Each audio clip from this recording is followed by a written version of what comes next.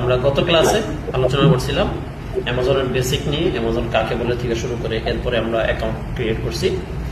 তো এখন আমরা আলোচনা করব যে আমাদের যদি আমরা কোনো শহরে কোনো দোকানপাট দেই, তারপর দোকানপাটটা দেওয়ার পর তারপর আমাদের কাজ হলো যে আমরা কিভাবে প্রোডাক্টটা আমাদের দোকানে উঠাবো।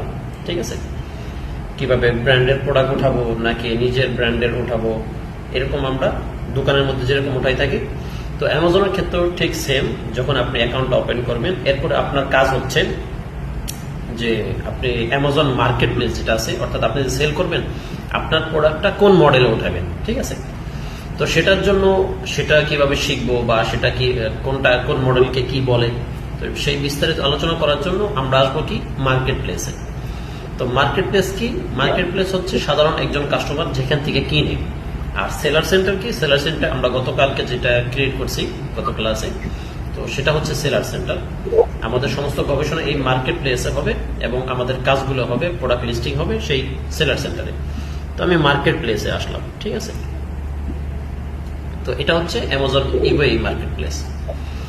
তো আজকে আমাদের টপিক হচ্ছে যে আমরা আমাদের প্রোডাক্টটা কোন মডেলে মার্কেট প্লেসে উপস্থাপন করব।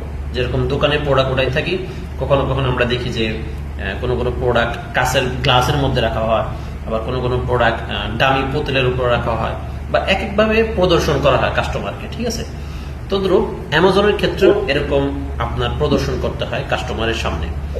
কিন্তু এটা ই কমার্সের ভাষায় বা অ্যামাজনের ভাষায় এটাকে বলা হয় লিস্টিং। বুঝতে পারছেন? অ্যামাজনের ভাষায় বা ই কমার্সের ভাষায় এটাকে বলা হয় লিস্টিং। আমরা যেরকম কোনো প্রোডাক্ট দোকানে উঠাই, তখন আমরা বলি যে একটা প্রোডাক্ট আমরা কি করছি, দোকানে উঠাইছি।